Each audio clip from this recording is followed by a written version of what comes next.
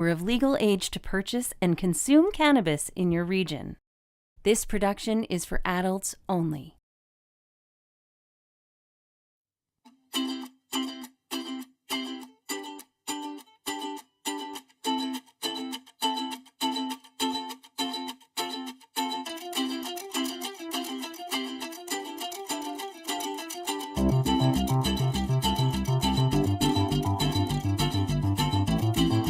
Welcome to the Cannabis 101 podcast, your guide through the legalization and consumption of cannabis in Canada and beyond.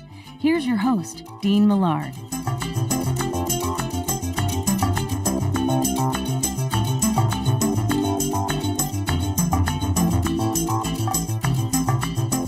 Hello there, and welcome to episode 78 of the Cannabis 101 podcast, where it's not just about getting high, it's about getting healthy. This is hour number one. Hour number two will come out on Wednesday, and that will feature Chef Jordan Wagman, a James Beard nominated chef who's going to tell us about some great creations you might want to do this close to Christmas. By the way, Merry Christmas, Happy New Year, Happy Holidays, Happy Hanukkah.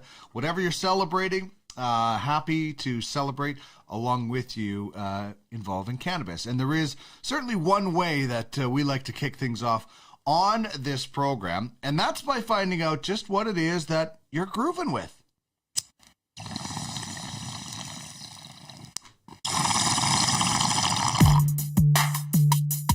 Put that in your pipe and smoke it. Can you dig it? Kinda grabs you by the boo-boo, don't it? Pipe in a grape, long in a blitz. This is great. This is the bee's knees. Can you dig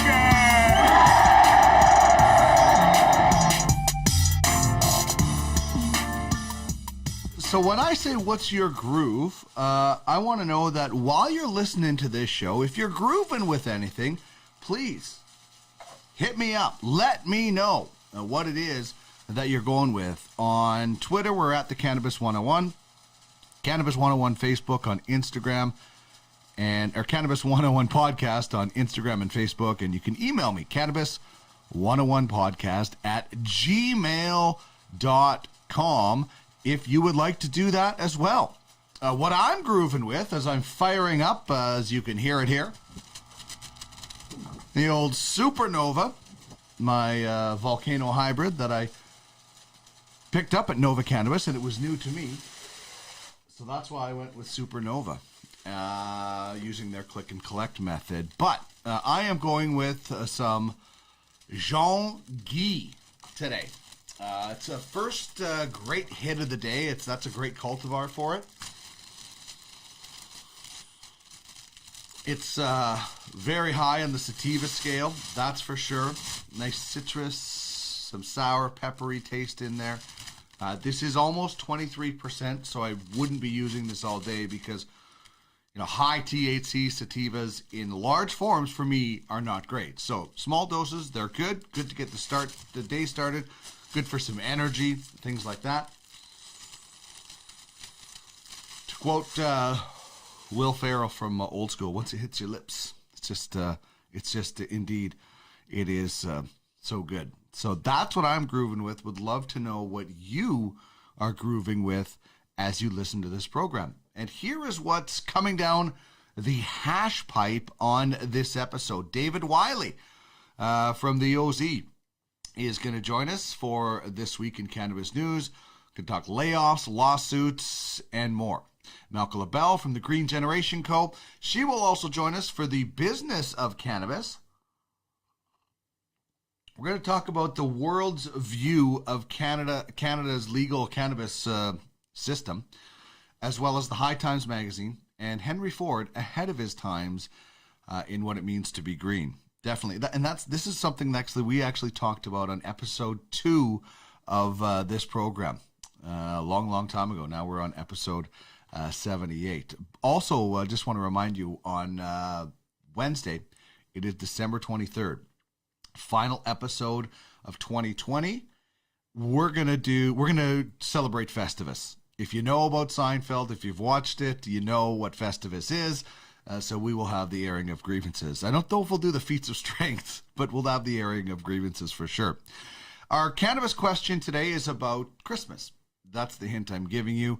A weed word of the day. We'll give you a slang word and a standard word a little bit later on in the show. We'll tell you about the Weed Weekly and how you can get involved in that, getting it to your inbox every Friday. All right, let's get things going on the program with the cannabis question.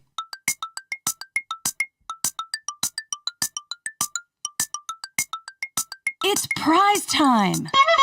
Chime in on the cannabis question. Okay. And you could win a Cannabis 101 podcast prize pack. Pipe and a crepe, bong and a blintz. Hit us up on any of our social media feeds or email us at cannabis101podcast@gmail.com. Okay, here we go.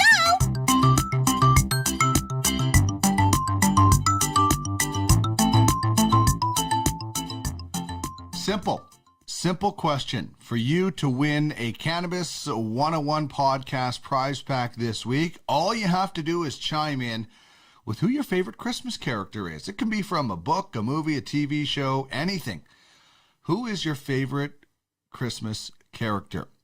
We will be giving away a Cannabis 101 podcast prize pack. Unfortunately, it's not going to get to you before Christmas, but hey, think of it as a bonus Christmas present for yourself. For me, it's Rudolph. I always felt sorry for Rudolph. Then he becomes the hero. He was different than the other reindeer, and I don't know why I identified with that for whatever reason, other than I was a short kid, so I was maybe different. But other than that, I was pretty much the same as every other kid. But I loved Rudolph. It was a great hero story, and I love the claymation version of that, the old one. So I'm going with Rudolph. As far as maybe a funny movie character, I think I'd probably have to go with somebody from National Lampoons. Honorable mention to Julia Louis-Dreyfus and whoever, I don't even know who the other guy was that played her husband. The neighbors, they were great, side characters. But Cousin Eddie probably from National Lampoons would be mine. Shitter's full. Has to be one of the best lines of all time. There's actually somebody where I live in Alberta, Canada, up and down one of the highways, has an RV outside, and basically there's the sign that's shows him pouring all the shitter from 2020 into the sewer system. So who is your favorite Christmas character? We'll have a Cannabis 101 podcast prize pack sent out to you if you are indeed the winner. And all you have to do to enter is just submit, and we draw it out of a hat. So big thanks to you for participating in that, and big thanks to, of course, all of our sponsors. The OZ, Green Generation Company, both David Wiley and Malcolm LaBelle will appear on the show today. Andre from Regal Cigars has been so generous giving us some cigars to give away, and we might have one for the podcast prize pack today. I'll have to look in the old tickle trunk. And, of course, Stone Smiths, a good local company, just like Regal Cigars.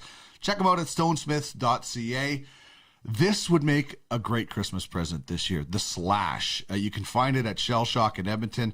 Also, thanks to Colin from Shell Shock for joining me last week. You can find it at Smokers Junction in Calgary, Cowboy Smoke Shop in Calgary, and Vancouver as well. It's brilliant. The built-in loader alone makes this a worthy Christmas present. All right, let's get into This Week in Cannabis News with David Wiley. What's happening? We'll tell you right now on This Week in Cannabis News. My good friend David Wiley is back as we can once again see each other. Listen, I lost every day last week to technology, but Monday came, I woke up, and things are better. So it always, even at your darkest, it can seem like it'll never get there. That's really, I was ready to throw my computer out last week. So I'm glad that is over. We can see each other. How are things, my friend, in what is, I would normally say sunny Okanagan, but now I'm thinking of saying snowy Okanagan? Wintertime is always snowy Okanagan. It feels so gray out here. You get caught in a valley, and basically all the clouds kind of, they come in, they sit down, and they stay. But yeah, good to see you again, my friend. Yes, it is indeed good to, just every once in a while get a lesson in humility when it comes to technology. And I certainly got that last week. But listen, in all seriousness, my situation pales in comparison to what has happened with, 200 people at Aurora. This is a situation we have unfortunately talked about with a number of cannabis companies, David. But layoffs, particularly, when you're talking about layoffs at this time of the year, are awful. Seems like Christmas time, this is when they make announcements, year end and whatnot. And yeah, here we are, another situation where the hits just keep on coming for Aurora. They recently laid off 200 people, this time at their flagship Aurora Sky facility in Edmonton. And capacity there is going to be cut by actually 25%. So big changes there. And meanwhile, this has been a rough year. They've indefinitely paused operations at their Medicine Hat operation. Earnings-wise, Aurora took a $3.3 billion hit. That was their losses in their 2020 fiscal year, and that includes $1.86 billion in its latest quarter. So, Aurora CEO Miguel Martin, he spoke with CBC, and he says that most cannabis companies at the beginning had rationally exuberant expectations, and he's telling CBC that basically you have to separate what people thought the business was going to be with what it really is.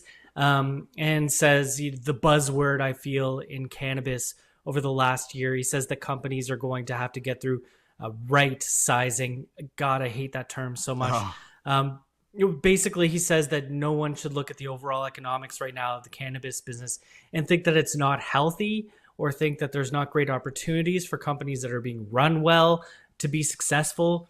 I mean, Martin, putting this into context too, has had about 3 months in the CEO position after taking over from the interim CEO, Michael Singer, in September.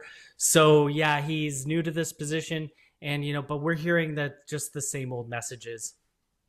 Oh, you're right. That right sizing term, that's the term I got when Bell Media made their cutbacks. And, even though our station was a moneymaker, we still had to lose a job. And right sizing, it's just calling it a whole bunch of layoffs. And, obviously I think that's the obvious thing right now is that you have to ignore the projections, but these are real people that had mortgages and families and a Christmas planned and all of that stuff. And because people had too big of pie in the sky ideas, this is happening. So I honestly hope at the very least lessons are learned out of this moving forward with projections and projects going forward, because this is happening all too often. This is what kills me, is that CEOs have been calling this a supply and demand imbalance because LPs were overbuilding in the beginning. And that just always strikes me as disingenuous. The fact is, there are all kinds of people out there that are buying and using cannabis. And if you're selling a good quality product, people will buy your product. It's when you're putting in 1 million square foot facilities and you're growing basically stuff that should be sold as $60 ounces that people aren't going to buy into that. And we've seen a lot of that, and those companies that are producing great quality products just can't keep up with the market demand. Yeah, it's not one brush paints the whole industry. You can't paint the whole industry with one brush, because there are companies that are proving that it is working, and it's all about how you go about it. If you went too big too fast, you're paying for it now. If you went nice slow growth, you're succeeding right now. And let's not forget that there's still 45% of Canadians who are purchasing from their guy down the street. So you can't tell me that there's not an untapped market out there that is just crying for good quality, affordable cannabis. Mm-hmm. So it's interesting. We talked in that story about a facility in Edmonton. It's out by the airport in Edmonton. And there's another facility in that area, in the Leduc area, that is also in the news, and for not good reasons at all. And it involves a 6-time Stanley Cup champion, one of the greatest leaders in all of sports, an Edmonton legend from St. Albert, where I'm from, Mark Messier. This is not pretty. Some of the things that are being said are not pretty in this lawsuit that Mark Messier has launched. Now let's call this that classic line. It's a cautionary tale. And, once upon a time, people thought that cannabis was a safe bet. And now we're all looking back at that prediction and we're either laughing or we're crying, or in Mark Messier's case, we're suing. And, the former captain of the Edmonton Oilers is suing Ed Moroz. He's the CEO of Edmonton-based Destiny Bioscience. Messier says he lost more than $500,000 in his investment in this company. And court documents filed in November in New York State are showing that this lawsuit claims that Moroz broke a personal guarantee, if you could believe this, a personal guarantee that promised that Messier wouldn't lose money. I'd love a personal guarantee that I wouldn't lose money on any investment, and we can see how that worked out. So the documents were first obtained by TSN's Rick Westhead, and basically there was an agreement that was signed in May 2019. And a year later, this company was in receivership, more than $42 million in secured debt, according to these court documents. So Messier, who you might also remember played for the New York Rangers, is alleging that Destiny used his name and his reputation as what he calls as one of the most famous celebrities in New York to raise money. And then everything went downhill from there. Of course, none of these allegations in the civil claim had been tested or proven in court. This is just what's going to appear in front of a judge at some point in time to try and figure out what's true, what's not, and whether there's money owed. And I tell you, this company, Destiny Bioscience, they had big plans. I had Taylor Inglis, their vice president, on this show. He's a former Grey Cup champion for the Edmonton Eskimos, so I know that connection.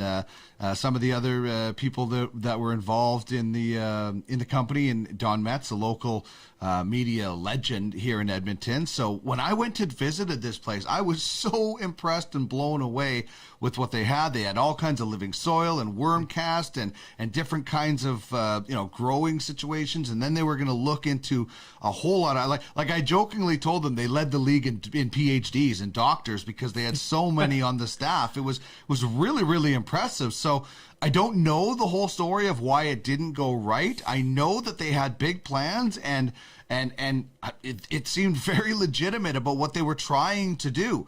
Now, that was on the surface. Who knows what's going on? And Mark Messier, the one quote that Messier has struck me as this one, Destiny was not a sure thing. Quite the opposite. It was a worthless company propped up by nothing more than Moroz's grandiose promises.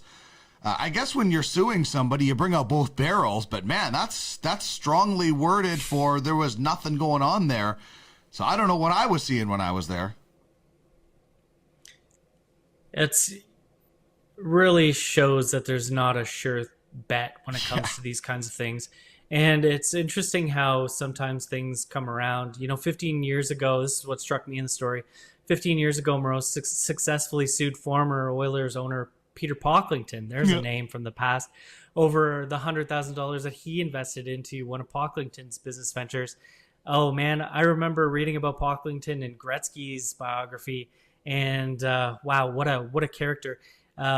So it's just what a fascinating story. We'll be following. It really is interesting to see how this is going to come about. But it also shows you that there's a lot of people looking to invest. Mark Messier decided in the beginning to invest in the cannabis industry. So it is also interesting to show that, and we've talked about some of the big names as well in the past that are, putting their names on in the United States or just investing in different companies. All right, how about something that made big news? Like these two stories that we talked about, they were big news in the last week, and then a giant merger in the cannabis industry kind of throws down the trump card. What do you think about this Tilray-Aphria merger? It's always the year end, man. Things really shake down in the year end, and I've got a decent amount of cannabis investments. I dabble, I'm a journalist, so obviously it's not. There's not a lot of big Cheetos on the line here. But I can say that from what I've played around with, Afree is actually the only company that is making any money in my portfolio right now. And, here's this Tilray-Afree merger comes around, forming the new biggest cannabis company in the world. This deal is valued at $4 billion, and it really is a tale of two companies. Tilray has struggled. Its shares are down about 95% from their optimistic peak in 2018. And Afree, meanwhile, over the last few months, has really been the belle of the ball. They have a strong reputation on their medical side. They have a lot of great brands in their portfolio recreationally, like Broken Coast. And, recently we talked about U.S. brewer Sweetwater. So as far as the nuts and bolts of this merger, Afree CEO Irwin Simon is going to preside, which makes a lot of sense considering where these two companies stand right now. And his counterpart in Tilray, Brendan Kennedy, is going to become a board member. The deal, if it is sealed, should be done probably by second quarter 2021. Afree is going to pay a 23% premium in an all-stock transaction. And so that'll give its shareholders ownership of 62% of Tilray. And the newly formed company is actually going to keep the Tilray name, which was something that surprised me. So combined now, this entity is actually going to have 17% of the market share in Canada. We really are talking about a behemoth company here. This is crazy. 17%. Their goal is to control 30% of this market, which is, geez, that's an auspicious goal. That's huge. But you know what? They're at 17%. So who's to say that they certainly can't get there? So the question that everybody wants to know is, who are the winners, and are there potentially any losers out of this? There was one analyst basically said that the winner out of this is Tilray, because they have more to gain from it. Overall, it's seen as a positive for the industry as far as consolidation is concerned. And I think that we're going to see a lot more consolidation over the next few years, not just with Canadian companies that are growing in order to stay competitive, but as more markets open up, we're going to see companies with a presence in different countries that are going to come together to form just larger worldwide entities. Yeah, I really think as the world opens up, there's a lot of companies right now, and maybe a lot of companies that aren't even in the cannabis space, that are just sitting back, waiting for things to open up a little bit more. And then, they're either going to start adding to their portfolio or get into the cannabis. I really think that's something that is going to happen over the next little while. Not everybody, but yeah. I think we're going to see a couple of big partnerships, within the next year. I think so. We already are seeing that. It's definitely a trend that's starting to form. Mm-hmm. All right, this next story, before we get to some gift ideas to wrap things up as we approach Christmas, but this is an interesting story from taken off the Reuters site that Canadian health regulator says people are growing too much pot at home. At first when I saw this, I was thinking, did I go onto like the Beaverton website or something? Like, is this like a Mad TV headline sort of thing, like Mad Magazine? So I don't know. What do you think of this story as you dive into it past the headline? I think that Reuters came at it from the wrong angle. Yeah. Just with a few years as an editor. So we'll tell people what it's about. Basically, Health Canada has flagged a big jump in the amount of medical cannabis being grown at home, stating its findings show that those kinds of authorizations actually rose to 36.2 grams by the end of March, compared with 25.2 grams in October 2018.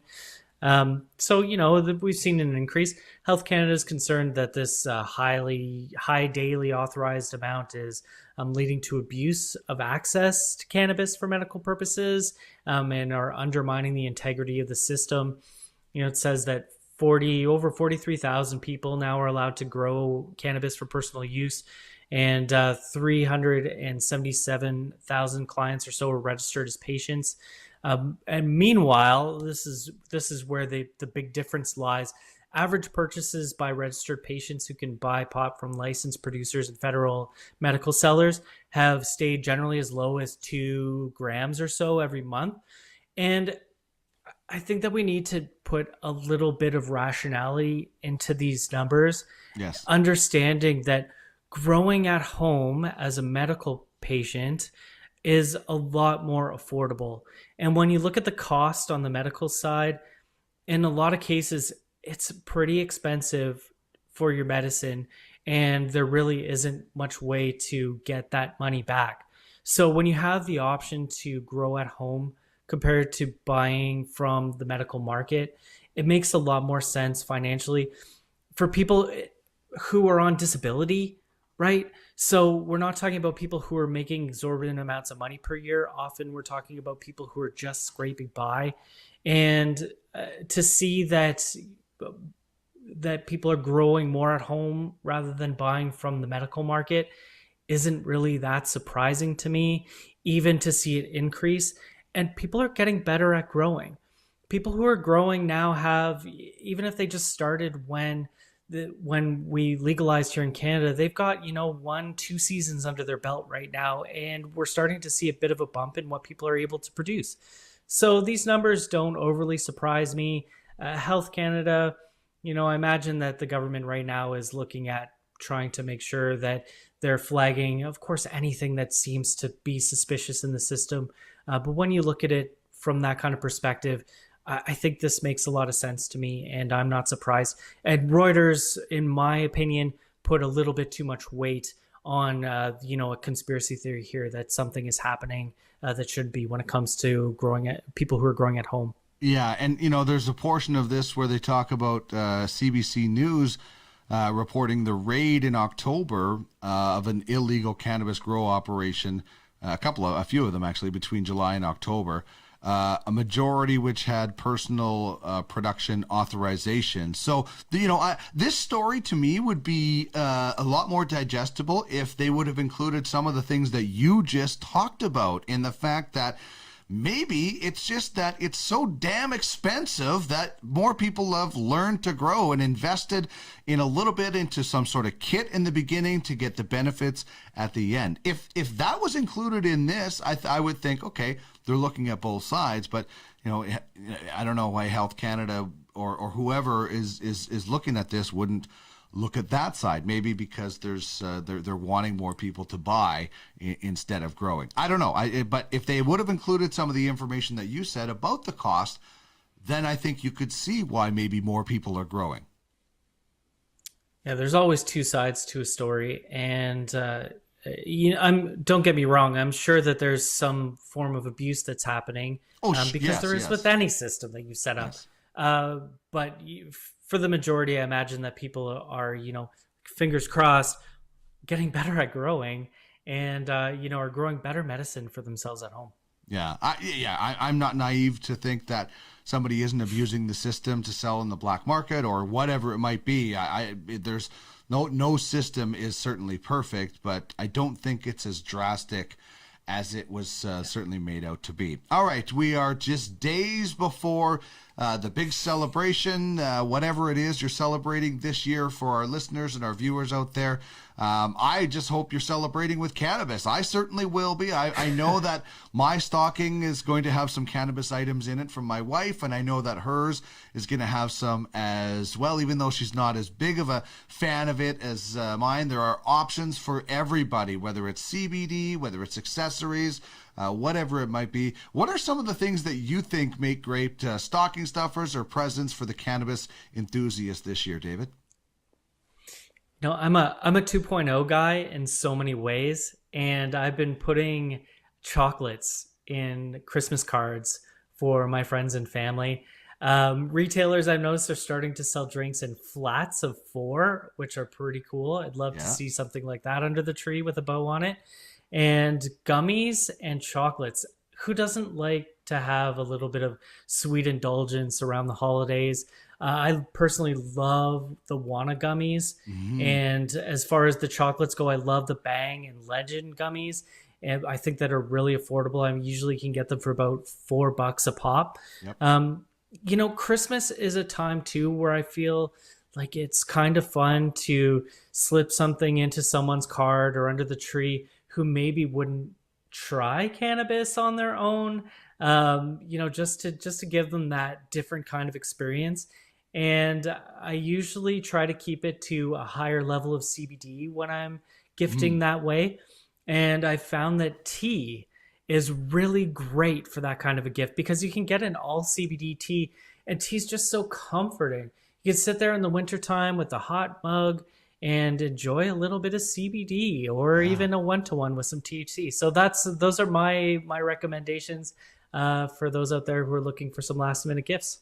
That's awesome. There's a retail store in St. Albert where I'm located, Green Rock Cannabis, and they actually have a cannabis concierge program that they have going on. So, it's the same thing. Maybe you're a person out there that doesn't know anything about cannabis. You don't use cannabis, but you have somebody on your Christmas wish list that does. Well, all you do is you head into the store, you call them up, and you say, listen, this is how much I want to spend. I don't know what they like, but they smoke it or they eat it or whatever. They'll put like this package together for you, which is awesome because there are so many people out there that might know somebody that uses cannabis, but they might not know anything, or maybe they don't have time. That's a great program. So if you're in my area, I would definitely check out Green Rock Cannabis, because that's, for somebody that you're unsure of, it's perfect.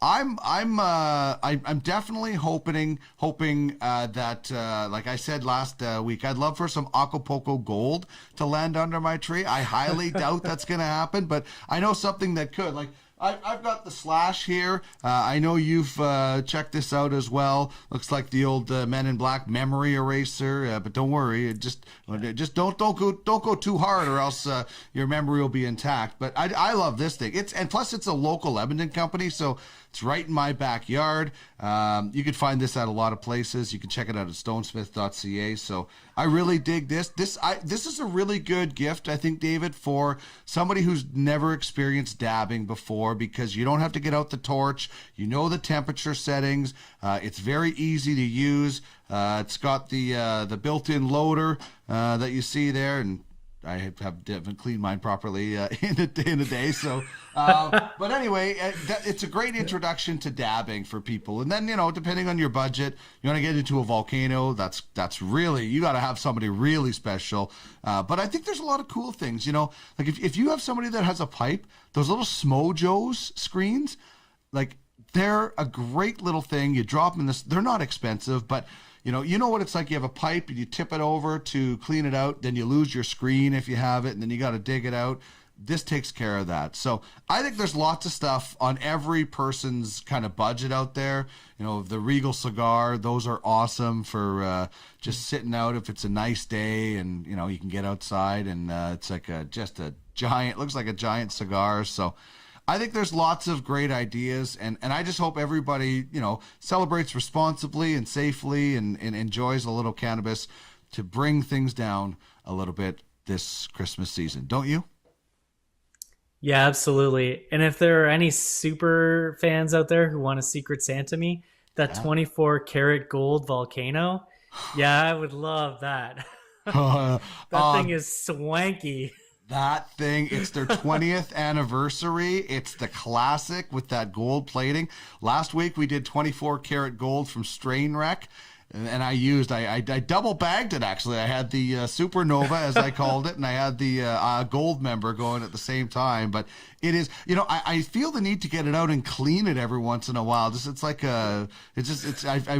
feels weird when I see fingerprints on it. But you're right. I hope there's a Secret Santa out there that gets a hold of you and you get the gold member as well. But anyway, it's been a great time spending with you as we go into 2021. I know 2020 has been tough on a lot of things, but having you drop by every week has been a lot of fun, David. So Merry Christmas. We're going to do our year in review that'll come out just before New Year's. So we'll have one more conversation, but I won't talk to you again before Christmas. So Merry Christmas and all the best in 2021 to you and yours, David. And to you too, my friend. It's always great to talk to you. Yeah, all right. I'll highlight of my week every time. Awesome. You can find David at OkanaganZ.com and check him out on Twitter at OkanaganZ.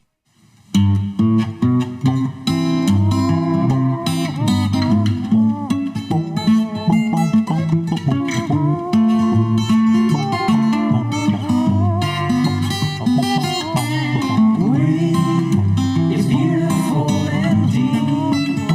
So let's go smoke some grass. It's time to bust out this podcast.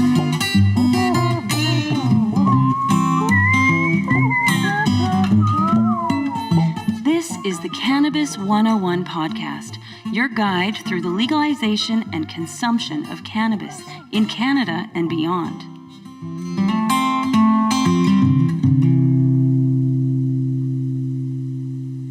I always love hearing from the artist My Dead Dog. That is the weed song. You'll hear the marijuana song at the end of the show as we close things out, and maybe a few Christmas songs coming from the artist. We'll have to wait and see.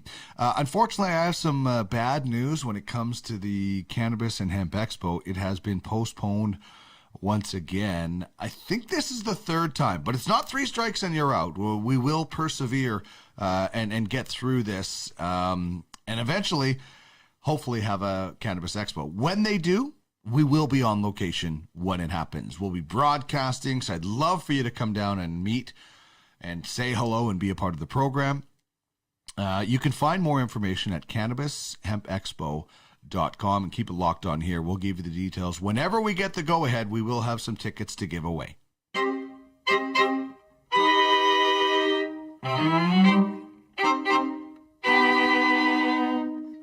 This is the Business of Cannabis, a joint venture between the Green Generation Co. and the Cannabis 101 podcast. Bringing you the latest bud, biz, buzz.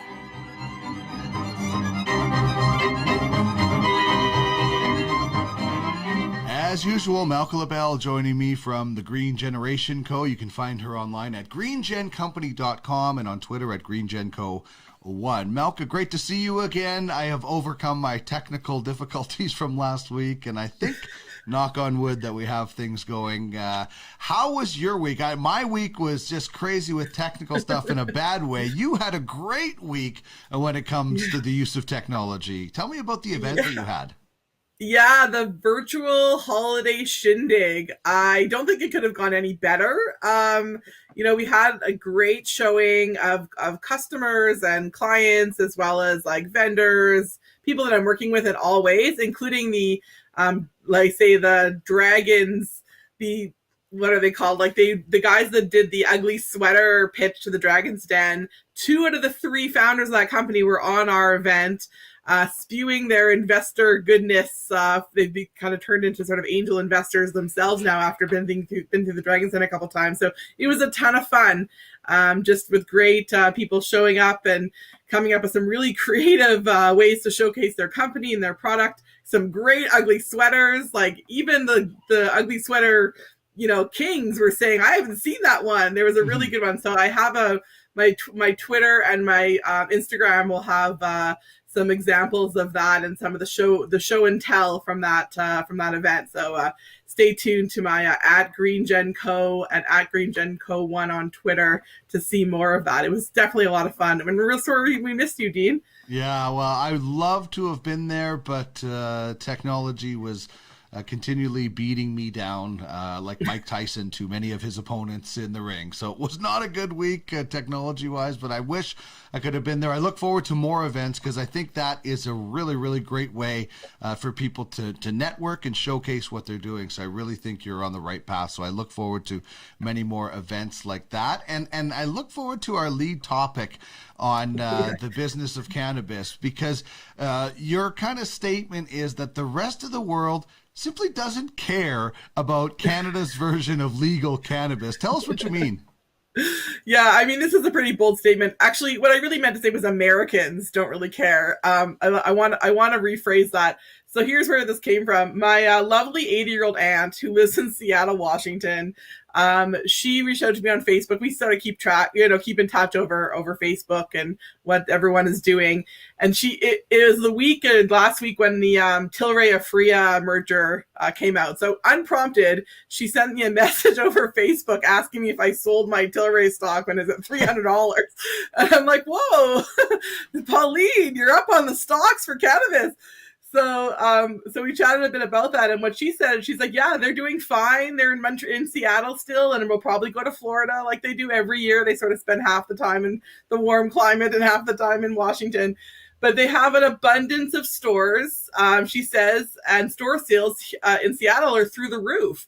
She says that cannabis is very popular, especially the pain gels and the creams, a lot of topicals. And, of course, marijuana is used for health reasons. That's a big seller. And medicinal cannabis is a huge business in the States. And it doesn't have to be from a doctor. So she said she's really glad that it's legal in their state. And so I did a little digging on, what is the state of cannabis in a legal state like Washington State. And it has been legal there since 2014. And I was able to find quite a bit of really solid information on the state's websites, including about 180 stores. It was like a PDF list with links to every of the 180 stores, names, locations, and whether or not they have a medical endorsement person on staff. So for them, the classification of medical cannabis means that there's someone on site that can issue you a medical marijuana certificate. And it tells the hours of that person, or, you got to call ahead to find out what they are during COVID. But basically someone that has a bit more experience. I'm not exactly sure what their qualifications are. I couldn't get to that on my search so far, but I definitely want to find out. And this person would be able to issue someone walking into the store a patient authorization number and to allow them to be able to possess cannabis at the same kind of limits that we would have here. And it is also legal recreationally. So there's just as many stores on the rec side, I think, if not more, than there are on the medicinal side. So I thought that was really interesting. And is that much different from experiences that people have here in Canada as far as the accessibility? I know we have talked in the past about there are some companies that are saying, hey, we need to streamline this and we need to make this much easier. So, compare that to the Canadian side. So the Canadian side is painfully antiquated compared to the US side. So in Canada, if you wanted a medical prescription, you would have to hunt down a medical doctor. So that's an MD at the very least, if not more, that would write you a prescription for just an amount of cannabis. So there are cannabis clinics, and there's a few. I mean, there's some of the bigger ones have now a lot of telehealth options, and Shoppers Drug Mart is getting into that game. We've talked about that before. But basically someone would have to literally see you either in person or telehealth, assess your medical need, and then you can't go to a store. You literally cannot go to the store if you have a medical cannabis certificate. You have to, they don't give you a certificate. You have to go online to one of the preferred or one of the medical cannabis LPs, which are the licensed producers that are allowed to sell you use medical grade cannabis in air quotes, because it's the same thing you buy at the retail rec stores in Canada, maybe with a bit of a different name. But, and then you have to have it mailed to you. So the entire process in Canada is painfully old and dated. It doesn't even make sense. Whereas in the US, these lovely ladies in the corner, in the prime of their life, looking and trying topicals. They go in the store, they rub it on their skin. Oh, that makes my arthritis feel better. I'll buy 10. I'll buy one for everyone at the bridge table because we're all suffering. So that doesn't exist in Canada. You can buy recreational products, but you can't go into a store and have a medical consultation in a recreational store. There's a lot of things that you would want to know, particularly as a new user or as a person that takes other medication. The people in a recreation store, in a retail store in Canada, cannot give you any information about that. They have to send you to a third-party medical person that can then authenticate or authorize you to take cannabis in conjunction or whatever your situation is. It's ridiculous here. I get why they set it up that way, but it needs to be fully, ripped up and gone away with, the medical side versus the rec side. It should be the same thing. And I like the concept of being able to go into a store and talk to a person and try it, try it on. If it's a topical, right?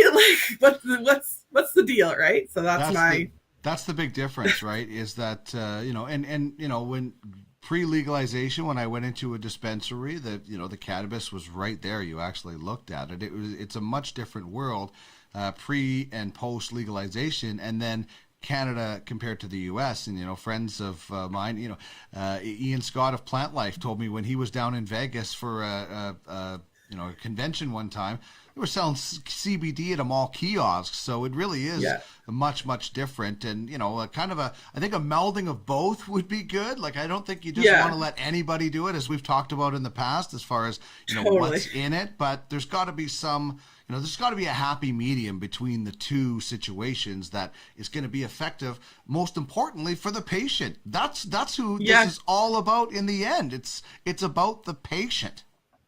Yeah, and what Pauline, when my aunt was saying, she's like, there's no stigma against it in the US. It's like, it's just another product you would get for pain or for whatever. Like, there's no, like, if you call it CBD or marijuana, everyone's interested. There's no negative around it. So it's just, I find it hilarious, and I'm a little jealous. But at the same time, it allowed me to do some research in that space. I'm as a consultant, I could do business in Seattle under they have a Canadian information section, and there's a lot of people that live in Seattle that are from Canada. So I actually stuck my name in there as potentially being a vendor on one of these sites just for information about what's happening in Canada, should they care. Mm-hmm. But the point is, they don't need to. Yeah, that's the point of the segment. Yeah, they're doing a fine job on its own for sure. And when you talk about states that are legal right now and the push that got them there, I think as we move into change makers, we look at a magazine that debuted in the 70s, much earlier than legalization. This magazine has been around longer than I have been, and I think I'm old. So we're talking about High Times, and this is kind of like an iconic cannabis. My guest last week, Colin, the co-owner of Shell Shock Head Shops here in Edmonton, they have some of the classic covers that you can go in and buy in a nice frame and stuff like that. So tell us a little bit about High Times for maybe those people that aren't familiar with it if they're new to the cannabis space. Yeah, I love it. This is sort of like a relic of history, yet very current at the same time. I don't know what that's called, but transcends all time and space. So yeah, this I did a little research on this too, because I have been a fan of this magazine for a long time, long before legalization. I just think the photos and imagery is fantastic. It was first published in 1974. This year marks their 46th year anniversary. And the cool part about this, you could buy this at Circle K or whatever, Max or whatever it's called. You can buy this anywhere. There's no age gating required for buying literature like this, which I think is actually very funny. The magazine was started actually as a parody on Playboy.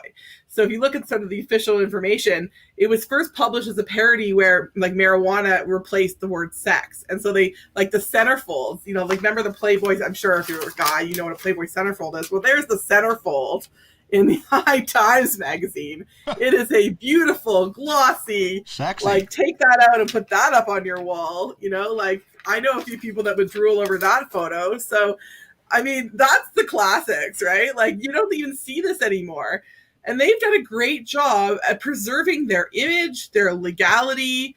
They've had a large, I would say, a cult alternative following since day one. Mm-hmm. They've had a lot of celebrities graze their cover. Everything from, we've got Snoop Dogg, we've got John Lennon, who else did I mention? JFK. Some very important people in history have grazed the cover of High Times. The funny thing that I thought was funny, the whole world of legalized cannabis was supposedly this amazing thing for the stock market. Well, they were planning on doing an IPO.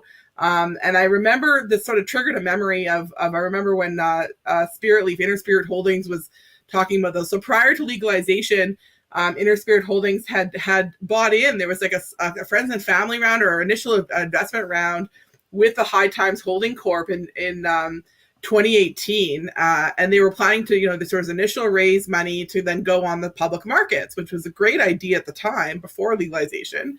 But unfortunately, as per quoted the owner or the president CEO, In 2020, they abandoned their plans to list on the NASDAQ, citing market volatility around cannabis stocks as the reason, with intention to maybe delay that a little bit and maybe due to a smaller stock exchange like the OTC or the CSE. But there has been a lot of bumps in the road with the whole industry. But I would say this is like a staple. This is a strong voice for advocacy of the legal cannabis space or wherever you are. It's about the plant, not about the politics. And they have done a great job building a following. They have these cannabis cups. I think we're in year 32 of the cannabis cups. And now they do it regionally. So they have, like, I was able to watch a version of just some of they have a whole media side. So you have all the streaming content on through their website.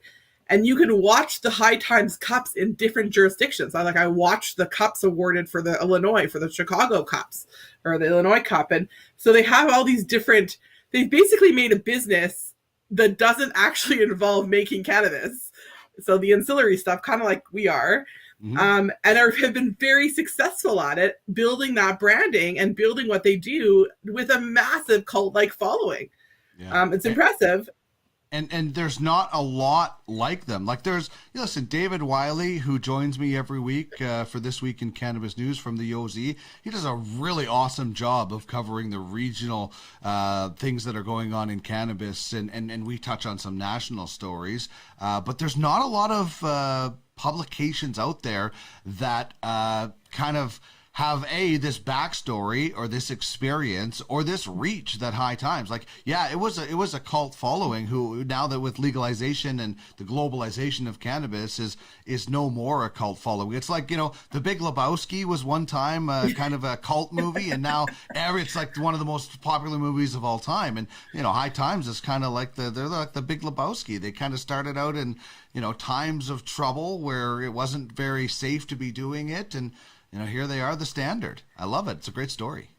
I would like to say that the High Times is kind of like, I would say, like the Seth Rogen concept in the media world here. So what I mean by that is a lot of people didn't take him seriously as an actor at the beginning because he was kind of parodying himself, right? Like his initial movies were sort of about him being a knucklehead. But, look out where that has turned out. I think High Times, same thing. They sort of played off on this spoof idea that was kind of a joke. And it just attracted a ton of interest. But of all of the brands out there that have to do with cannabis, other than, actually, I can't even say other than, I think this would probably, if I had to put money on the biggest brand value that a brand asset has in the cannabis sector, I would say High Times is number one by far. And that's what everyone's trying to do, is create these iconic brands. Well, you can't make an iconic brand overnight. It takes decades, and that's largely my argument in other segments we've had. But what's cool is these people have done it without selling any weed. They promote, they endorse, they talk about it. They are entirely wrapped around in the culture, but have nothing to do with the actual processing, making, procurement, cultivation in any jurisdiction. And even in the magazine, there's ads in here that are entirely about Canadian products, like 100%. They have an entire section. This is the Stash Awards. There's an entire section dedicated to Canadian brands that they're free to talk about because this is a U.S. publication sold in Canada without any age gating. I don't know. It's a bunch of loopholes here. Yep. But the point is, this is not even meant to be taken seriously. There's ads in here that you can't buy from them because of where you live. And it says it on the ad. It says, we will not ship to the US. We're a Netherlands company. We're registered in Canada and, Europe, but we will not ship to the USA. So it's just, if I find it like fascinating, funny, and extremely interesting.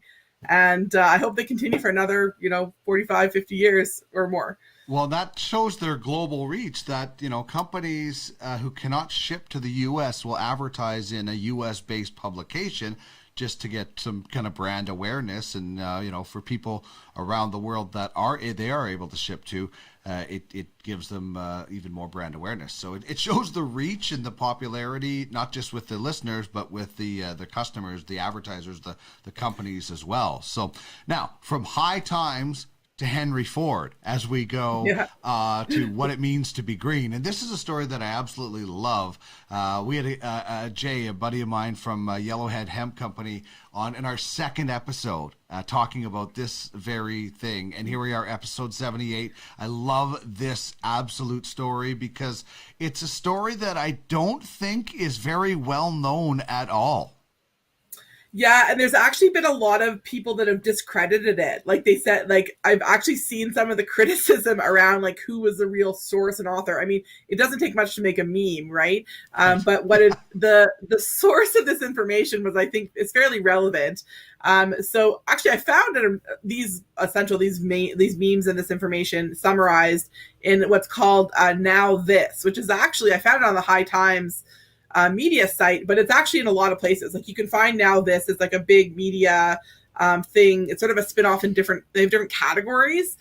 There's another one about like, it's more about being like environmentally friendly, and like this whole like junior line with like the whole like young youth movement towards greening the planet. So the people that made this information and put it into a very nice 2-minute video I'm giving credit this Now This people. But what they're talking about is 100 and something years old.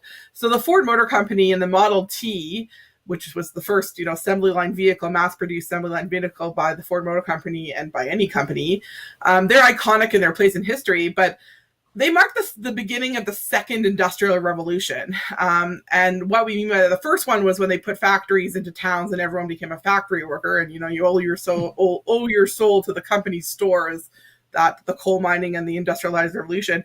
The second industrial revolution was the moving assembly line. So that's what Ford created. And the mass production of automobiles started a demand for gasoline and oil and bitumen and products that really created the oil boom in the US, that created an infrastructure of paved roads and highways and interstates that built the interconnectivity of the United States of America.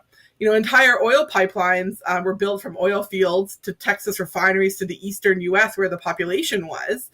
And it was the introduction of the mass production of oil products, everything from, car parts or plastics to, petroleum products, obviously. And the modern era of petroleum really began from Henry Ford. But the irony in all this is that Popular Mechanics, which was a popular mechanic magazine, I think that's still around as well. It's probably older than High Times, obviously, if we're talking about Henry Ford. They said that Henry Ford was quoted to say, "Why use up the forests, which were centuries in the making, and the mines, which required ages to lay down, if we can get the equivalent of forest and mineral products in the annual growth of the hemp fields?" So he was a proponent of hemp from day one. He made his first models of the Model T were made out of hemp parts using hemp fibers, and it was supposed to be made on hemp fuel, like a biofuel made almost like an ethanol, kind of like corn or vegetable oil. Ford's first Model T was built to run and constructed out of hemp products, but someone must have convinced him that steel and oil were better products to make cars out of in the early days. So his hemp version of the car never made it to market. Someone early in that year, you could probably pinpoint the year time frame. I wonder where our world would have been if that never happened. If you think about that for a second, if we were to jump in a DeLorean, pun intended on the iconic car that is now dead and buried. Apparently coming back, though, for a short run in 2021. But anyways, the DeLorean from Back to the Future is a symbol of getting around, right? Whether it be a vehicle or not. But what if we were able to jump in one for a second and go back to that, be a fly on the wall of that dinner or that conversation or that boardroom, wherever it occurred, church maybe, where the plant argument was taken away and the let's produce oil and go drill for this stuff was put into play. And what was that conversation like and about? I am extremely interested to know the answer to this. I don't know if it exists, but I definitely think that it's something to ponder, because Henry Ford was clearly well before his time in the clean energy advocacy. He didn't even know what dirty energy was when he was talking about hemp being a clean source and saying that it's better to do that than pull it out of the ground. So he is my example of what it means to be green this week. Yeah, listen, there are like, we can pick different moments in time that you'd like to go back and be a part of the conversation. Like if I could go back and hear the very first bass line for Another One Bites the Dust from Queen, to be in that room the very first time, I would love to be there. There's other great moments, but yeah, could you imagine, Christopher Lloyd picks you up, you go back in time and you convince Henry Ford to go with him, what our world might be like today? I can't imagine what it would be like. It's crazy. Sometimes in this day and age, though, you got to sort of wonder, like, I don't know. I think it's a fun exercise to play with your brain. Maybe when you're a little high, Sure. it might be fun. But for now, it's just something to ponder what it means to be green. Henry Ford had it right, and someone changed his mind. Well, and hopefully other people change their minds going forward, and we learn from that and say, okay, let's explore this more. Why can't we do it now? We have more technology than we've ever had, so we should be able to do so much more from him. So at the very least, let's learn from, maybe not going down that route, 100 years ago. Yeah, I mean, there's lots of electric vehicles. That market is picking up. And with COVID, we're not having to go as far anymore, and the whole work from home thing, now be the time to turn back that clock. We'll Indeed. See. Yeah. Malka, this has been a lot of fun. Happy holidays to you and yours. And this is the last show we have until 2021. So we know it's been a tough 2020. I look forward to next year being much better. But happy holidays to you and yours. Thanks, Dean. To you as well.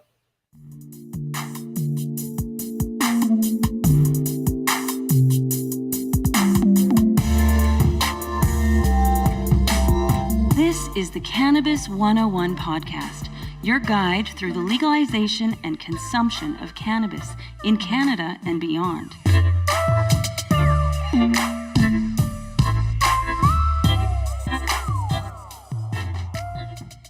All right, before we get into Weed Word of the Day, big thanks to Malka LaBelle and David Wiley, as you have heard on the show today, for being partners on this show and helping us, promote the good and the bad and the ugly of cannabis, telling you the truth. Transparency is important. So we are talking about the good news, the bad news, and the in-between. But thanks to them for being part of the show. Thanks to you for watching or listening. And if you're listening and you want to check out what it all looks like and some of the other things that we have going on, check out our YouTube channel. You can also find it streaming on our social media channels because without great partners like you, the listeners, Malka and David, this wouldn't be possible. These guys are pretty good too. I got to tell you, Stone Smith's another great local company. I absolutely love the Slash. It's just sleek. It's great. 2 clicks, auto fire, 5 clicks to turn it on. It's just a wonderful machine. This would make a great Christmas present. And they're a great local company. So check them out at stonesmith.ca. There you go. 2 clicks, auto fire. Wait 4 seconds for it to heat up. And you hit it.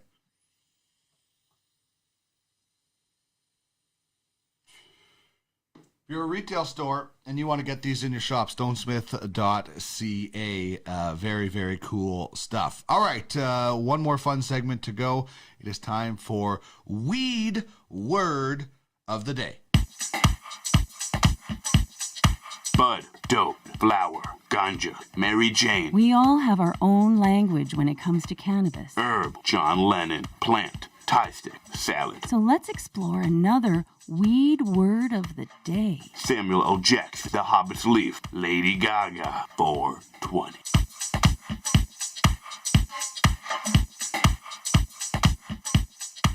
So going with the slang term, what we do is one slang term, one standard term. The slang term is bubonic chronic, and I just love the sound of that, the alliteration, the rhyming. I love it. It's really potent stuff. That's what bubonic chronic is supposed to mean. Weed so strong, it's going to give you the Black Plague. It's about an 80-20 indica cultivar. Actually, there's an actual... So it's a cultivar, and it's also just a way for people to say crazy strong stuff. It comes from AK-47 crossed with Northern Lights, crossed with skunk, and it's said to rush through your body almost immediately, hitting you really, really hard. So, you've heard people say like, oh, that's some good BC bud. Just to mean really good bud, bubonic chronic would be like really, really strong, but it's also the name of a specific cultivar. The standard term we're going with is diffuser, and that is a custom tube that you can add to a pipe, like a water pipe or bongs, to increase airflow and bubbles. And what this does is it cools down the hit, so it's not so hot and hard hitting with your lungs. It also cleans and increases the flavor. So there you go. Bubonic chronic and the diffuser are what you're learning today on Weed Words of the Day. Fun stuff here on the Cannabis 101 podcast.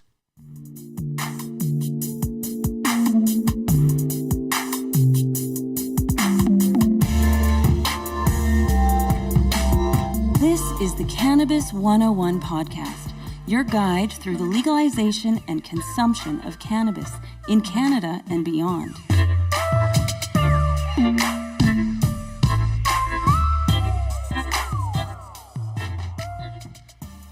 All right, that is going to wrap things up on the show. Thank you so much for listening or watching. And if you are listening, you'd like to watch, check out our YouTube channel. We have things streaming on there from time to time, as well as our social media channels, so you can check out where we put the shows out. And thank you very much for joining me on episode 78. Thank you to David Wiley and to Malcolm LaBelle as well for bringing their knowledge and their passion to the program. And thank you for tuning in. If you liked what you hear and liked what you saw, please subscribe, leave us a review, let us know what you think of the show. Would love to hear your thoughts on that. You can also get the latest from the Cannabis 101 podcast with the Weed Weekly. That's basically our newsletter that comes out every Friday to your inbox. Last week was very short because we had so many technical problems, but it comes in. We've got a giveaway on Fridays. We have some other fun stuff that we throw in there. We recap the show. Just a way to stay in touch with what's going on with the program. You can also, as mentioned, win a prize pack every week for that. And make sure you check out the Cannabis101podcast.ca, where you can subscribe to the Weed Weekly and get in on the 12 cultivars of Christmas. We have that going on.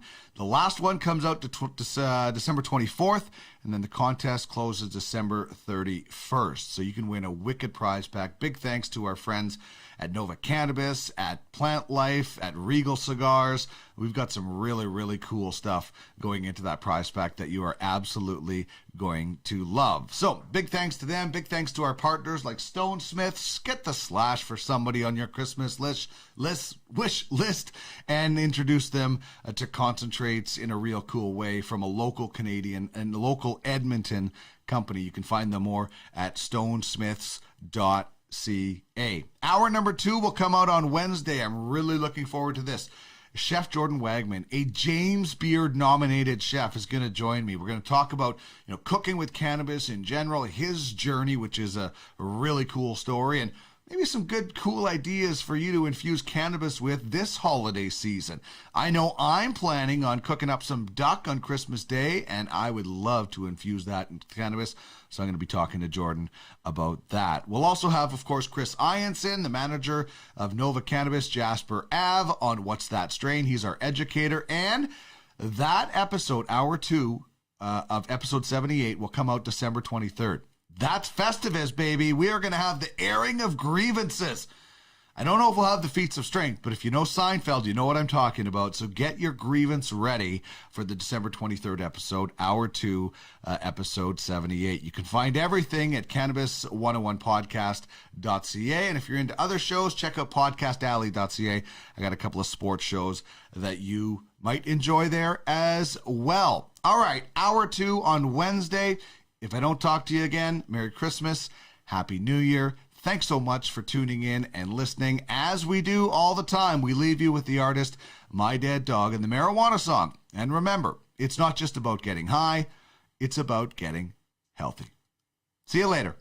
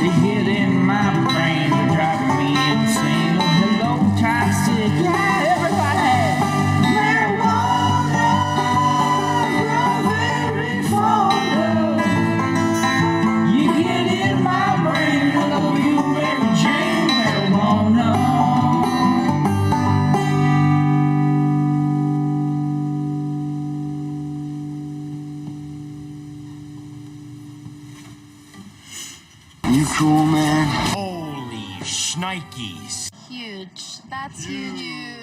I'm ready to party with the best of them. And I'm gonna go down to the river.